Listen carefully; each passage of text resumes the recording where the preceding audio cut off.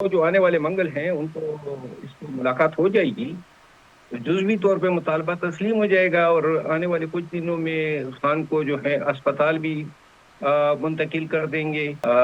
مشال یوسف زئی جو ہیں وہ کیونکہ محترمہ بشرا بیگم کی ترجمان ہیں، اس کے کافی قریب ہے، تو لہذا یہ جتنے لوگ مشال کو ہٹانے کی بات یہ کر رہے ہیں وہ بشرا بی بی کی ایک شف کی مار ہے۔ آپ نے یہ جو انکشاف کیا جو سوشل میڈیا پہ بڑا وائرل بھی ہو رہا ہے کہ بانی کی فیض حمید سے ملاقات ہوئی اور اسی پاداش میں سابق ریپریزنٹنٹ جیل کو حراست میں لیا گیا، یہ آپ کا خیال ہے سر یا خبر ہے مستند؟ مجھے تو محترم خواجہ آصف صاحب نے یہ بات کہی تھی، اور یہ ایک پہلی دفعہ میں نے نہیں کہا ہے، جب یہ بات کہی تھی تو 7-8 ماہ قبل اس وقت بھی میں نے یہ بات کی۔ شکریہ مروت صاحب آپ کے وقت کا۔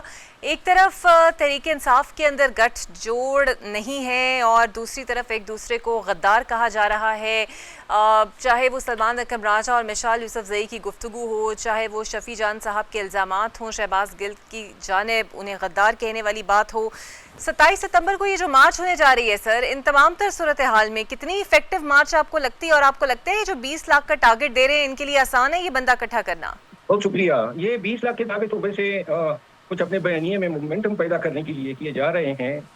میں مسلسل یہ کہہ چکا ہوں کہ 5 اگست کے جلسے میں یہ اعلان ہوا تھا کہ اگر رسائی دی جاتی ہے خان صاحب تک اور میڈیکل سہولیات دی جاتی ہے، یہ دو مطالبے ہیں، اس کے پورے نہ ہونے کے نتیجے میں جو ہے 27 ستمبر کے لانگ مارچ کی کال ہے۔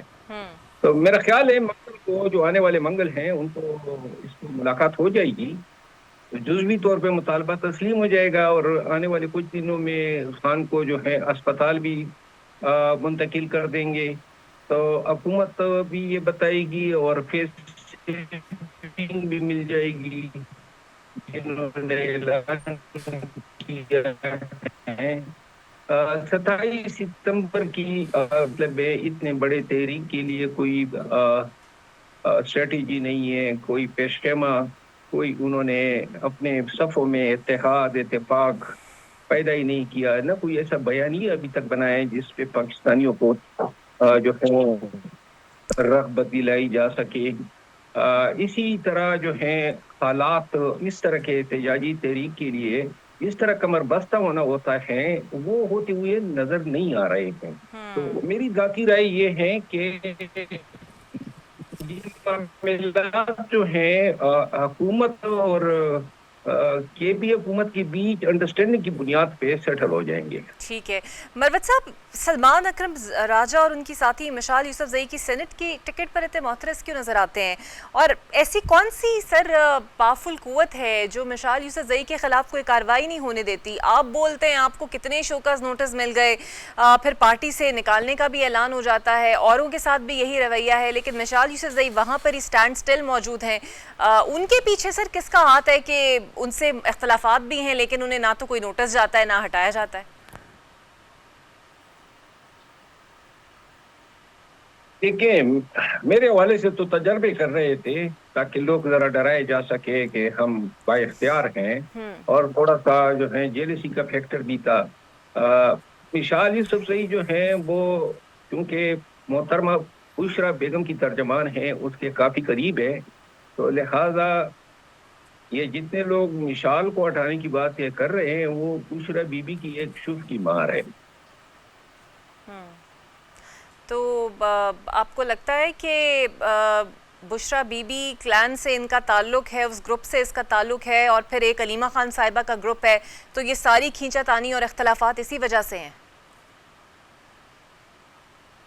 اور بھی بہت ساری وجوہات ہیں، لیکن مشال یوسف زئی جو ہیں وہ وکیل ہے، تھوڑا سا اس میں بھی یہ ایک خرابی کہہ لیں یا مینوفیکچرنگ فالٹ کہہ لیں کہ یہ جو خرد ہوتی ہے، کینہ جھپکیاں ہوتی ہے، غلط نام استعمال ہوتا ہے، غلط بیانیاں ہوتی ہیں، اس پہ وہ بھی میری طرح احتجاج کرتی ہے، آواز اٹھاتی ہے۔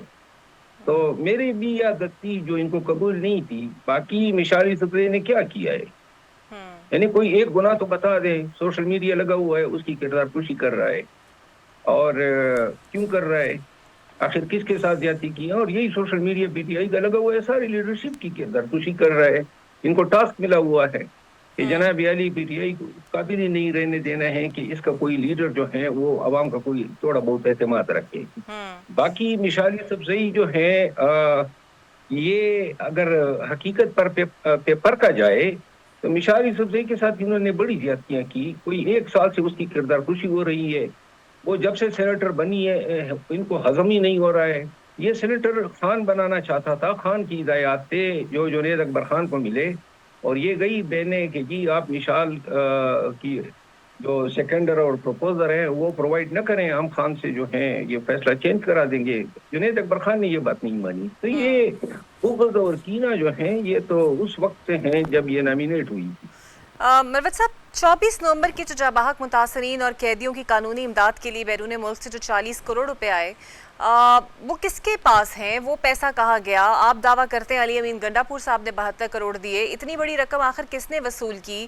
کون اس کا حساب دے گا؟ اور کیا یہ سچ ہے کہ وکیلوں کی فیسز اور فنڈز کی تقسیم پر یہ تمام بندر بانٹ اندر ہی ہوئی ہے؟ لیکن یہ سوالات جو ہیں میں تو کہتا آیا ہوں, پہلی دفعہ تو میں نے نہیں کہا ہے, اور مشال نے اگر بات کی ہے, شاندانہ نے بات کی ہے, میں تو 1 سال پہلے یہ باتیں کر چکا ہوں. سوال یہ ہے کہ ان باتوں کا جواب کیوں نہیں دیا جاتا ہے؟